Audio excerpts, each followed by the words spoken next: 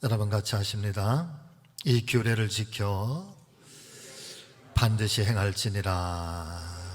이 규례를 지켜 반드시 행할지니라. 아멘. 오늘 본문의 말씀을 살펴보게 되면은 하나님께서는 이스라엘 백성들에게 특별히 1년에 3차례는 반드시 하나님 앞에 찾아 나와서 유월절과 그리고 맥주절 그리고 추수감사절에 해당되는 수장절의 예배를 지켜야 할 것이라고 말씀을 해 주시고 있습니다. 그리고 더하여 말씀하시기를 특별히 이날들만큼은 너희가 여호와 앞에서 성회로 모여야 할 것이다. 그리고 먼 훗날에는 이 규례를 지켜서 반드시 행하여 지켜가야 할 것이다 라고 우리에게 말씀을 해 주시고 있습니다. 마치 하나님께서 주시는 명령처럼 말씀해 주신 유월절은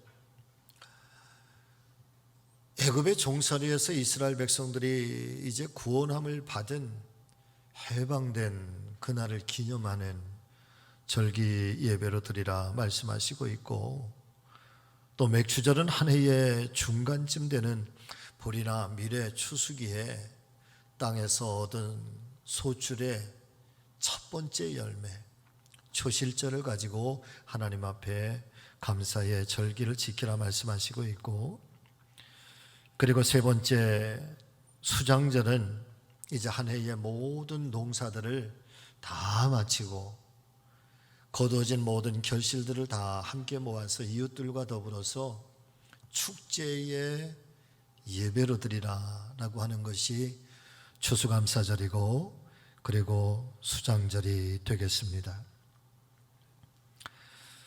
자, 그렇다면 왜 하나님께서는 이 절기 예배만큼은 반드시 지켜야 할 것이고, 특별히 남자분들에게는 그 하나님의 거룩한 성전이 있는 예루살렘까지, 남자들만큼은 1년에 3차례 예루살렘까지 꼭 올라와서 하나님의 거룩한 성전에서 절기의 예배를 지켜야 할 것이라고 말씀하시고 있는 것일까요? 오늘은 이제 우리가 다음 주일에 맞이하게 되는 맥주감사절을 앞두고 우리가 왜 맥주감사절 예배를 드려야 되는지, 또 그 의미를 함께 상고해 보면서 함께 큰 은혜를 나누는 귀한 시간이 되어 보기를 간절히 소망합니다. 첫 번째 주시는 말씀은 규례를 반드시 지켜서 행할 것이다, 우리에게 말씀해 주시고 있습니다. 신명기 6장 12절의 말씀을 보니까 너는 애굽에서 종되었던 것을 기억하고 이 규례를 지켜 행하라 말씀해 주셨습니다. 자, 사랑하는 성도 여러분, 오늘 우리에게 말씀해 주시고 있는 이 신명기의 말씀은 이스라엘 백성들이 애굽을 탈출한 후에 40년 동안이나 무려 이 장구한 광야 생활을 겨우겨우 그러나 잘 마치고 이제 그 끝마칠 무렵에 모세를 통해서 하나님께서 남겨주시는 마지막 메시지인 것입니다.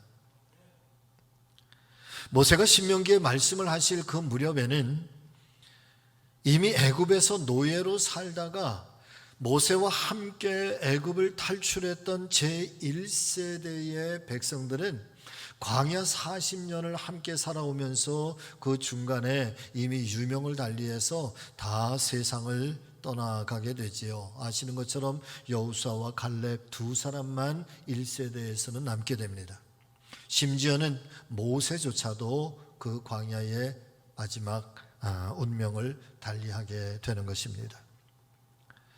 이제 모세가 이 마지막 이 가나안 땅을 앞에 두고 요단강 이쪽 동편에서 지금 이 신명기의 말씀을 받아서 선포하고 있는 이 말씀의 대상자들은 1세대의 사람들이 아니라 광야를 함께 탈출해서 나가는 중에 광야에서 태어나서 광야에서 자라난, 그리고 이후에 장차 가나안 땅의 새로운 주역이 될 새로운 세대인 제2세대와 제3세대의 젊은 백성들이 바로 오늘 이 신명기 말씀을 듣는 대상들이었습니다.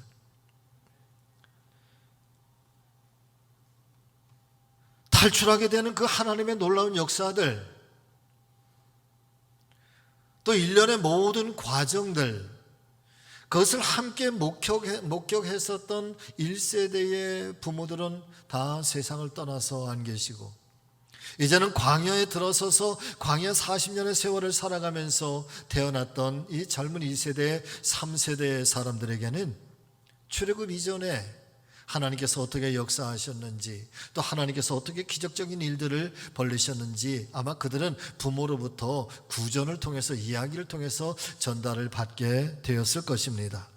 거기에 대해서 구체적으로 모세는 출애굽하게 되는 과정들, 출애굽을 해야 되는 이유들, 하나님께서 어떻게 역사하시고 어떻게 10가지 재앙을 통해서 바오를 복종시키고 홍해바다를 어떻게 갈랐으며 그 다음에 만나가 어떻게 내리고 또 이 광야의 메추라기를 어떻게 먹고 이 광야의 이 거친 세월들을 어떻게 지내왔는지에 대해서 신명기의 말씀은 아주 상세하게 그렇게 말씀을 증거해 주시면서 2세대와 3세대의 자손들에게 그렇게 말씀으로 증거를 해 주시고 있습니다.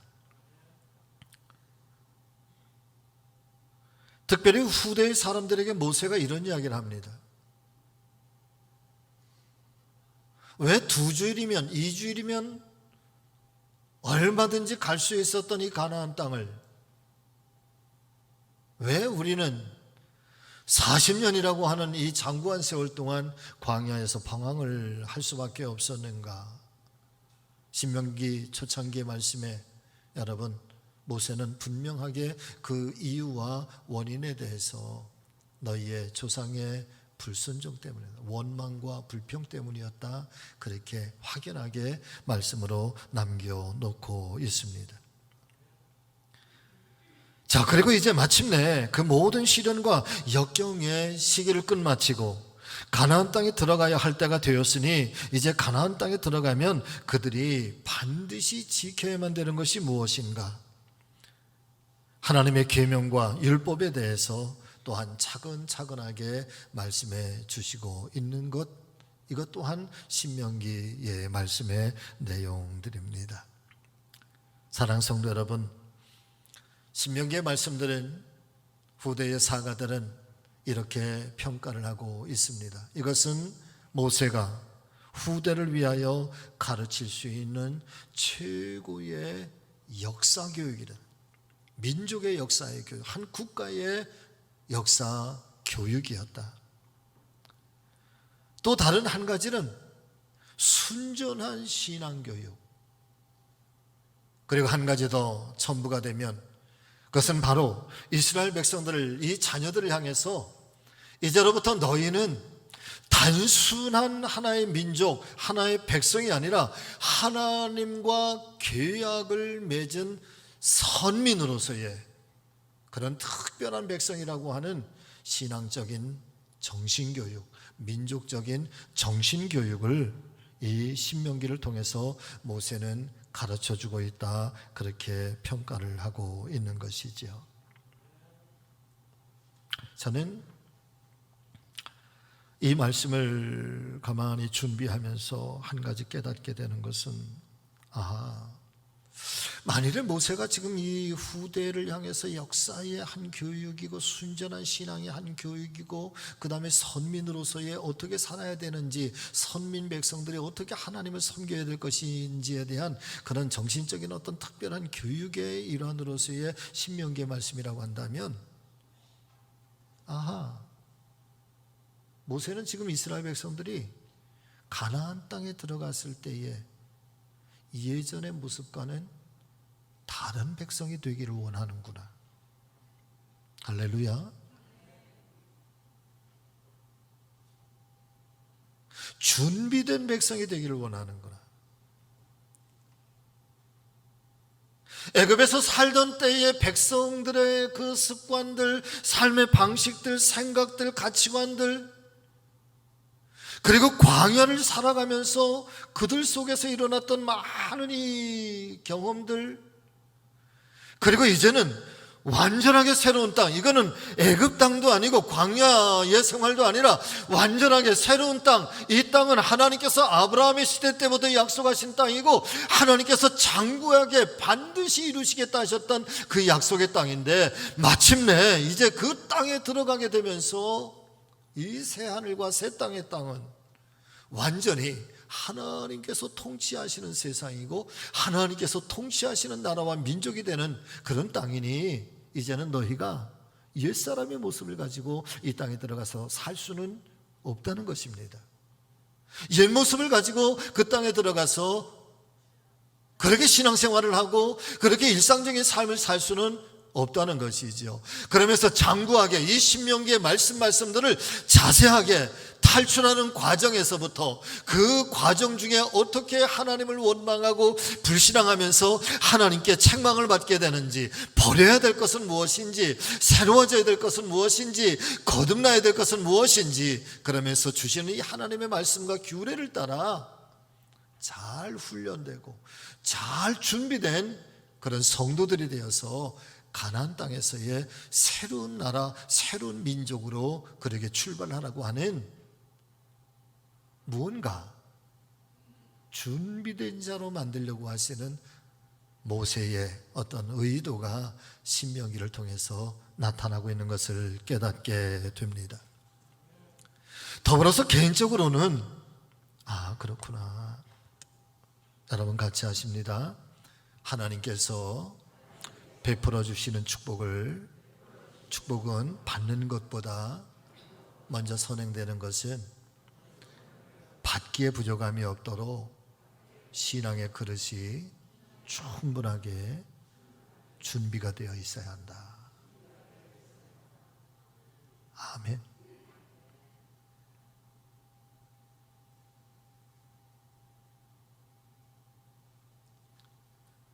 하나님의 축복이 어떻게 우리에게 다가올까? 어떻게 우리가 그 하나님의 축복을 받을까? 이 마음의 소원이 있다면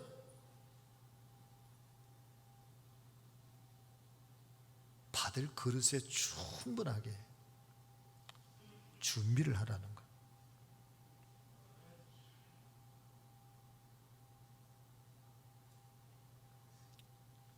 사도 바울을 통해서도 신약 성경에서도 이와 비슷한 말씀을 우리에게 던져주시고 있는데, 어떤 집에 금그릇도 있단 말이지. 금그릇도 있고 은그릇도 있고, 그리고 아주 진흙으로 만든 질그릇도 있는데, 우리는 금그릇이라고 해서 은그릇이라고 해서 아주 귀하게 그렇게 잘 보관하고, 또 아주 특별하게 아주 귀한 손님들이 왔을 때 여러분 그것을 고이 내려서 이 금그릇과 은그릇들을 사용하게 되지 않습니까? 그런데 이 성경, 이 하나님의 말씀에 비추어서 하나님은 어떤 하나님이신가? 하나님의 눈에는 금그릇과 은그릇이어서 귀한 것이 아니라, 때로 아주 볼품없는 질그릇이라고 할지라도 하나님이 귀하게 여기는 것은 준비된 그릇, 깨끗하게 자기를 비워놓고 준비된 그릇을 하나님께서는 쓰신다는 거야. 하나님의 가치와 우리의 가치는 뭔가 달라.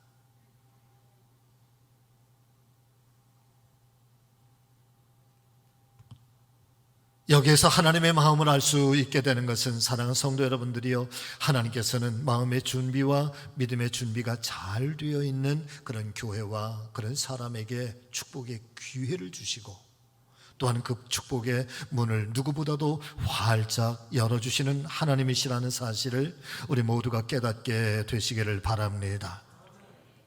그래서 가장 먼저 하나님께서는 모세를 통하여 이스라엘 백성들에게 이 말씀을 주시는데, 하나님의 말씀에 이 주신 계명과 율법을 너희가 가나안 땅에 들어가면 가장 먼저 이 계명과 율법을 철저하게 지켰으면 좋겠다. 그리고 이 계명과 율법을 자손들에게도 가르쳐서 그 자손들에게도 이 계명과 율법이 어떤 삶의 상황 속에서도 가장 먼저 지켜야 할 도리고 가장 지켜야 할 믿음의 방법인 것을 자녀들에게도 깨우치라고 말씀해 주시고 있는 것이죠. 여러분 같이 해보실까요? 쉐마 하나님. 쉐마라고 하는 말은 우리나라 말로 번역하면 들으라 이런 뜻을 가지고 있습니다. 그런데 이 이스라엘 사람들에게는 쉐마의 말씀은 하나님의 음성과 동일하게 여깁니다. 쉐마의 법은 세상에 어떤 것과도 바꾸지를 않고 바꾸서도 안 되고 대치해서도 안 되고 그 말씀이 떨어질 때에는 모든 열일들을 다 젖혀두고 이 쉐마의 법을 먼저 따라서 지켜야 되고 나아가야 됩니다. 그래서 이스라엘 백성들이 젊은이들에게 전쟁이 나거나 아니면 어떤 큰 사태가 일어났을 때 이스라엘의 젊은이들에게 선포할 때 쉐마 이스라엘아 이래, 들으라 이스라엘아, 하나님이 부르시니 이 전쟁에 나오라. 그러면 그들의 가치 속에서는 쉐마의 말씀이 떨어지면 여러분 자기의 목숨이라도 던져서 이 말씀을 지키는 것이 쉐마의 법이에요. 그런데 성경에 쉐마의 법이 있어. 이게 신명기 6장에 있는 말씀인데 특별히 그 중에서도 사랑하는 성도 여러분 5절부터 7절의 말씀을 여러분 한번 우리가 살펴보기를 원합니다. 이런 말씀이에요. 쉐마 이스라엘아, 너는 들으라. 이스라엘아 들으라. 같이 읽습니다. 너는 마음을 다하고 뜻을 다하고 힘을 다하여 내 하나님 여호와를 사랑하라. 오늘 내가 네게 명하는 이 말씀을 너는 마음에 새기고 네 자녀에게 부지런히 가르치며 집에 앉았을 때든지 길을 갈 때든지 누워있을 때든지 이 말씀을 강론할 것이며 너는 또 그것을 내 손목에 매어 기호를 삼으며 내 미간에 붙여 표로 삼고 또 내 집 문설주와 바깥문에 기록할지니라. 할렐루야. 이게 쉐마야. 반드시 지켜야 되는 거예요. 누우면 천장에 붙이라. 일어나면 창문에 붙이라. 내 손목에도 너의 미간에도 문을 드나드는 곳곳에도 벽면에도 심지어는 바깥문의 문설주와 바깥문의 기둥에도 쉐마, 이 하나님의 말씀, 그 중에서도 특별히 오늘 주시는 말씀처럼 너는 마음을 다하고 뜻을 다하고 너의 온 힘을 다하여서 주 너의 하나님을 사랑하라. 여러분, 이 쉐마의 말씀은 목숨을 다해서 지켜야 되는 것만 아니라 그리고 이어지는 말씀에 보면은 여러분 같이 하십니다. 내 자녀에게 부지런히 가르치며. 아멘.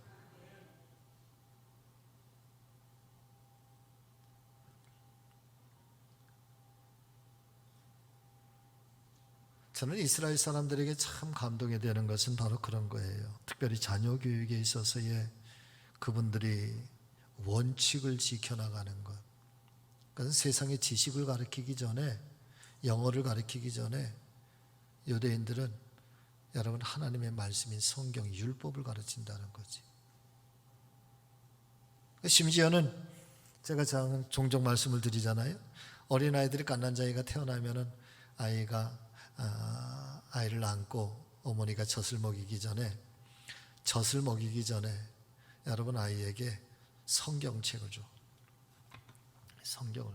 이 성경에다가 꿀을 뒤 범벅에 대서만 꿀을.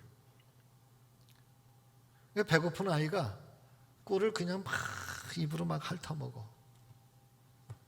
그러면서 그 아이의 귓가에 엄마가 이런 말을 해. 하나님의 말씀이다. 하나님의 말씀이다. 하나님의 말씀이다.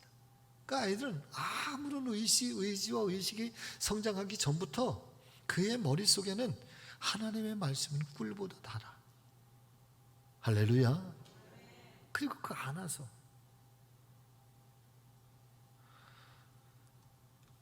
이 쉐마의 말씀, 이 규례와 율법에 대해서 자녀들에게 가르치고 또 가르치고 또 가르치고 또 가르치고 또 가르치고. 사랑하는 성도 여러분, 먼 훗날 이스라엘 백성들이 이 말씀의 준엄함을 따라서 자손들에게 이 율법과 계명을 열심히 가르쳤을 때 혹여나 이런 반응들이 일어나지 않을까 생각을 해봅니다. 아이들이 이렇게 물을 것 같습니다. 아버지, 어머니, 왜 이 말씀들을 제가 다 아는 말씀인데 왜 또 말씀하세요? 왜 또 가르치세요? 왜 또 가르치세요? 왜 가르치고 또 가르치고 또 가르치고 왜 그러신 거예요? 그리고 이 말씀을 우리에게 가르치라고 하신 야훼 하나님은 도대체 어떤 분이십니까? 사랑하는 성도 여러분, 말씀을 보면은요, 이런 자녀들이 혹 질문한다면 부모들은 이 자녀들에게 대답을 해 주어야 할 두 가지의 대답이 있다고 오늘 하나님 말씀인 성경은 우리에게 알려주시고 있는데, 그 첫 번째 대답은 바로 이런 거예요. 과거를 기억하면서 하나님의 은혜를 절대로 잊지 말아야 한다. 규례와 율법을 가리키면서 왜 이 규례와 율법을 귀에 딱지가 않도록 또 이렇게 가르치고 또 가르치시는 거예요? 그러면 이유가 있다. 첫 번째는 우리의 지나온 과거의 역사를 돌아보면서 그 역사 속에서 하나님께서 어떻게 일해 주셨는지, 하나님께서 어떻게 역사해 주셨는지 그 하나님의 은혜를 기억하라는 것. 두 번째는 앞으로 다가올 미래를 조망하면서, 기대하면서, 희망을 가지면서 여호와 하나님을 경외하고 이 규례와 율법을 우리가 지켜나가면, 너희가 이 규례와 율법을 지켜나가면 하나님께서는 변함없이 우리를 축복해 주시는 그런 하나님이시다라는 사실을 아이들에게 깨닫게 해주라는 거죠. 자, 여러분 말씀을 볼까요? 신명기 6장 23절과 24절의 말씀. 자, 같이 읽습니다. 우리 조상들에게 맹세하신 땅을 우리에게 주어 들어가게 하시려고 우리를 거기서 인도하여 내시고 여호와께서 우리에게 이 모든 규례를 지키라 명령하셨으니 이는 우리가 우리 하나님 여호와를 경외하여 항상 복을 누리게 하기 위하심이며 또 여호와께서 우리를 오늘과 같이 살게 하려 하심이라. 아멘. 규례를 말씀하시면서 첫 번째 말씀하시는 것이 하나님께서 거기서 우리를 인도하여 내시려고 끊임없이 과거의 애굽의 이야기를 들려주고 있는 거예요. 그 속에서 우리의 민족이 어떤 고난을 당했는지, 우리의 부모들이 어떤 고통을 당했는지, 어떤 눈물을 흘렸는지, 인간 이하의 삶을 살면서 처참하게 노예의 삶을, 그렇게 고통의 삶을 살던 이 백성, 우리 민족을 하나님께서 어떻게 이 애굽에서 구원하셔서 오늘 여기까지 이르게 하셨는지. 자, 그런데 사랑하는 여러분, 더 감동적인 것은 여러분 그 다음 말씀이에요. 아까 그 말씀 한 번만 더 띄워줘 보세요. 자, 보세요. 우리가 우리 하나님 여호와를 경외하여 항상 복을 누리게 하기 위하심이며 또 여호와께서, 여러분 같이 하십니다, 우리를 오늘과 같이 살게 하려 하십니다. 할렐루야. 여러분, 여기에서 지금 모세가 이야기하고 있는 오늘이라고 하는 그날이 어느 날인가라고 하는 것을 우리가 한번 가만히 묵상해 볼 필요가 있습니다. 모세가 이야기하는 오늘, 지금 현재 이 말씀을 2세대와 3세대의 그 자녀들에게 선포하는 그날, 그날은요, 가나안 땅에 들어간 날이 아니에요. 가나안 땅에서 모든 것들이 다 풍성했던 때가 아니에요. 광야 40년을 겨우겨우 지나면서 모든 것들이 다 끊어졌을 때, 지치고 지쳐 있을 때예요. 아무것도 가진 것이 없을 때예요. 먹는 것조차도, 입는 것조차도 모든 것들이 다 부족하고, 하나님께서 겨우겨우 그 생명을 연장시켜 주시지 않으면 살아갈 수가 없는 그런 형편과 그런 처지 속에 이제 가나안 땅을 바라보면서 이제 우리가 저 땅에 들어가기만 하면, 하나님이 저 땅은 약속의 땅, 젖과 꿀이 흐르는 땅이라고 했으니 저 땅에 들어가기만 하면 오늘의 고난과 오늘의 역경과 오늘의 환난과 시련들이 이제 끝을 맺겠지라고 하는 마지막 기대감을 가지고 그나마 거기서 견디면서 있었던 때가 가나안 요단강 동편 쪽이라고. 그런데 그들은 그런 상황에 대해서 뭐라고 표현을 하는가 하면, 오늘을 살아감과 같이 하게 하려 하십니다. 바꿔서 말씀을 드리면은요, 그 상황이라도 그들은 행복했다는 거예요.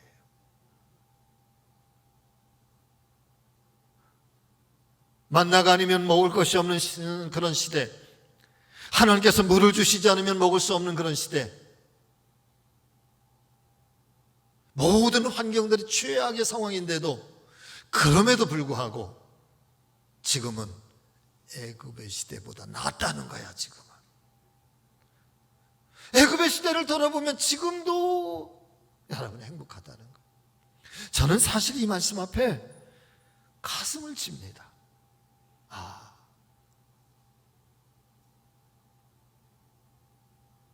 우리가 하나님 앞에 감사의 절기를 지킨다고 하는 것은 그저 모든 것들이 다 풍요로워서, 모든 것들이 다 우리에게 부족한 것이 없어서, 그래서 그 중에서 하나님 앞에 일부를 떼어서 하나님 감사합니다 드려지는 그런 절기의 예배가 아니, 이 사람들은 아무것도 없는 상황 속에서도 애굽에 비하면 지금이 얼마나 행복한가. 애굽에는 자유가 없었고, 지독한 노동만 있었고, 핍박이 있었고, 눈물이 있었고, 고통이 있었지만 지금은 자유가 있고, 지금은 평강이 있고, 지금은 단잠을 이룰 수 있는 그런 평온함이 이 광야이지만 있으니, 이 작은 것을 가지고도 하나님 앞에 감사할 수 있는 사람들, 사랑하는 우리 성지가족 여러분, 저는 저와 여러분들의 믿음이 이러셨으면 좋겠어요. 우리가 많아서 감사가 아니라 작은 것 속에서도 하나님께 감사를 고백하고 하나님의 은혜라고 고백할 수 있는 이런 믿음이 오늘 우리에게 있으면 참 좋겠습니다.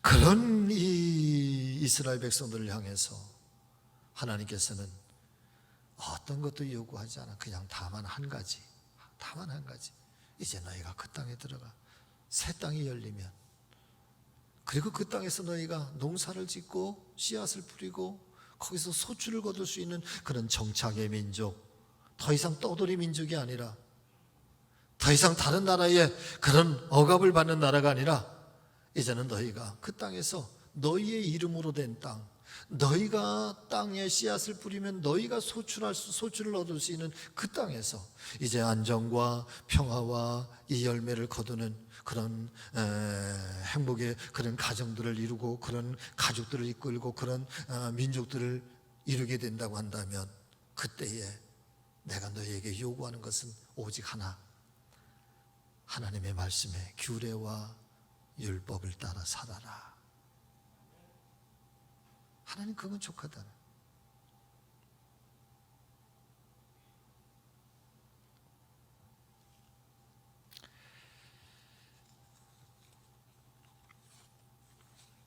사실은 우리는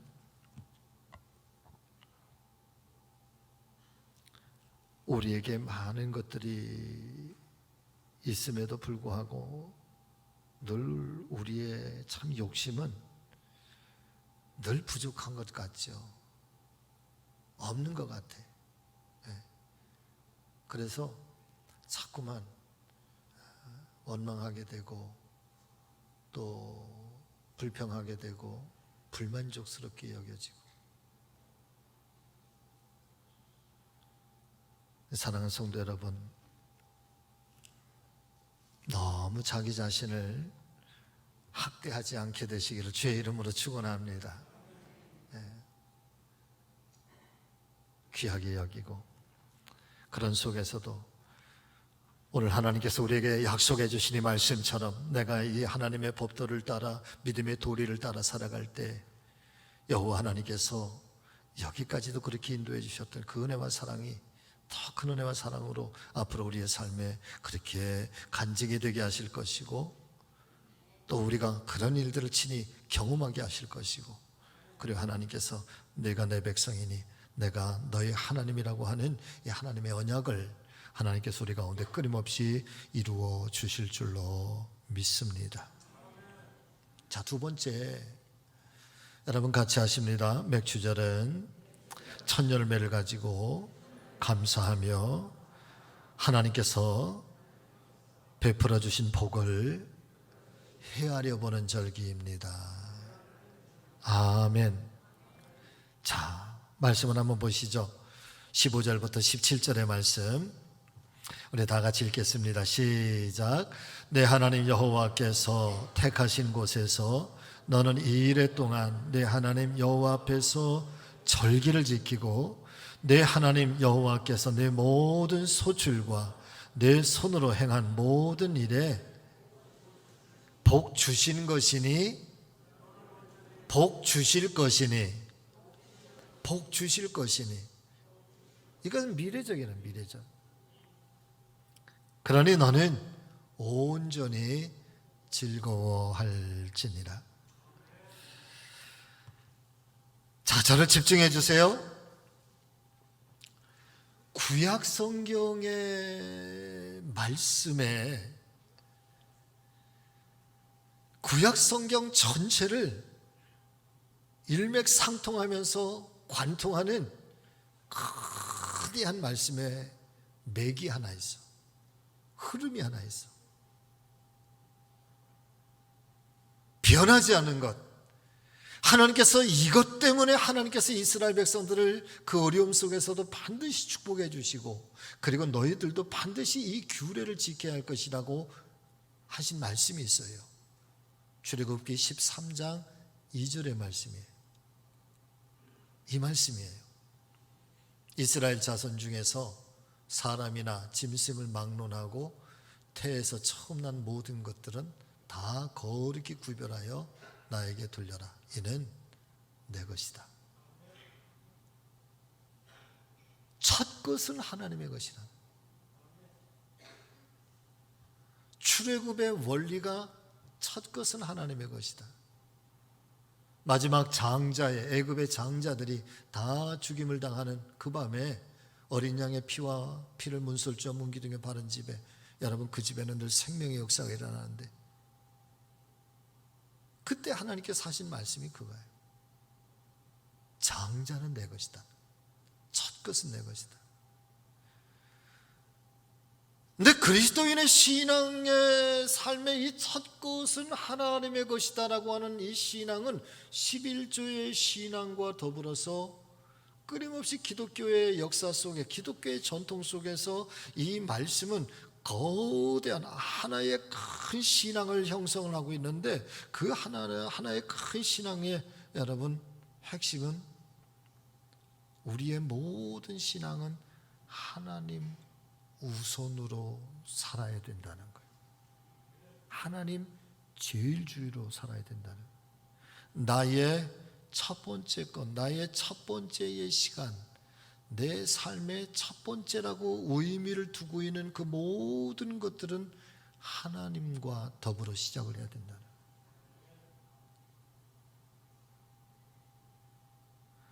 맥주감사절을 맞이하면서 사랑하는 우리 믿음의 성도 여러분, 저도 그렇고 여러분들께서도 이 맥주감사절에 우리가 한번 헤아려 보기를 원하는 것은, 세상에 때묻지 않은 이 믿음의 순수성을 나는 지금도 잘 지키고 있는가? 나는 하나님 제일주의 신앙으로 지금도 살아가고 있는가? 하나님 우선으로 나는 살아가고 있는가라고 하는 나의 신앙의 모습에, 내 모습에 대해서 사랑하는 성도 여러분들이요, 첫 번째 것은 하나님의 것이다 라고 하는 이 말씀에 비추어 보면 내가 보인다는 거야. 내가 보이는 거야. 지금의 내 모습이 보이는 거야. 나의 신앙은 순수한가? 나의 신앙은 정말 맑은가? 나는 정말 지금도 하나님 우선으로 살고 있는가?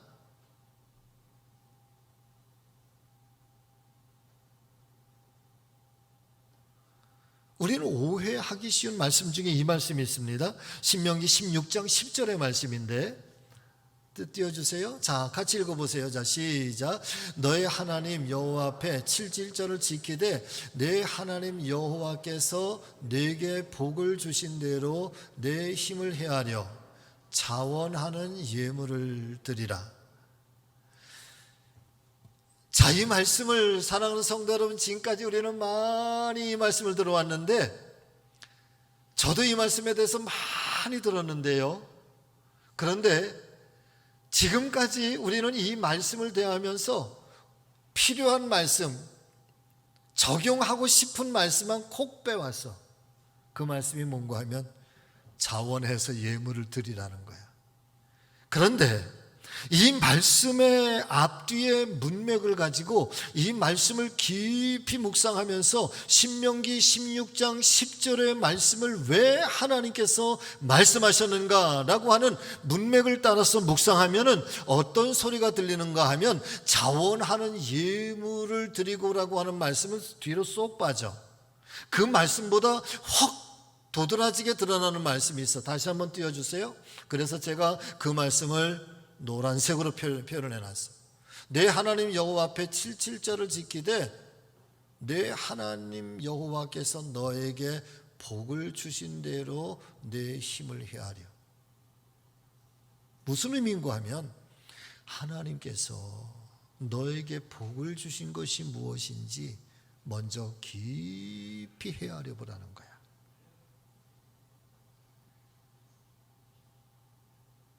하나님을 먼저 헤아려 보래.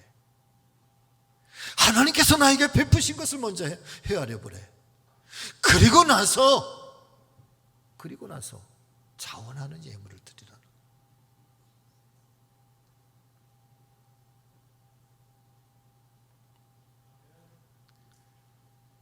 사랑하는 성도 여러분, 절기 예배는요,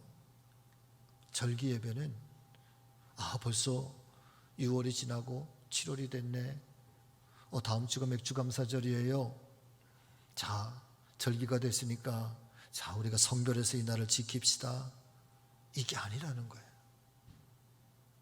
먼저 이 날을 맞이하기 전에, 이 날이 오기 전에 하나님께서 나에게 베풀어 주신 그 은혜와 사랑이 무엇인지를 여러분 깊이 묵상해 보라. 그 하나님을 깊이 만나라는 거예요.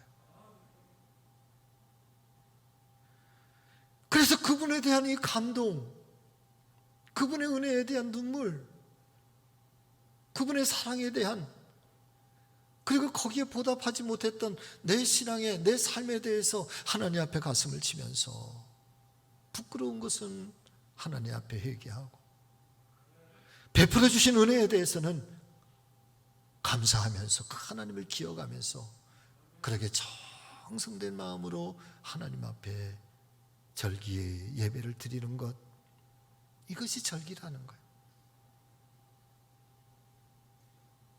저는 우리의 절기 예배가 이런 예배가 되기를 소망합니다. 그래서 하나님 앞에 내가 예물이 되는 거지. 내 자신이 예물이야.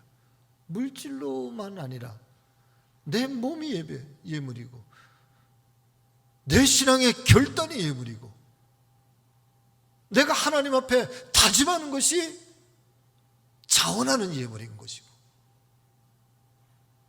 그렇게 하나님 앞에 다시 한번 거듭날 수 있는 은혜의 기회가, 그래서 새롭게 후반기를 향해서 다짐하고 달려나갈 수 있는 결단의 시간이 여러분 맥주절에 될 수 있기를 예수님의 이름으로 축원합니다. 축복합니다. 그랬으면 좋겠어. 말씀을 마칩니다. 다음 주가 그날입니다. 여러분, 이 한 주간을 우리가 허투루 보내지 않아야 될 것은 깊이 나를 살펴보고 준비하고 그렇게 정성스럽게 드려지는 귀한 예배가 되기를 소망합니다. 기도하겠습니다. 살아계신 아버지,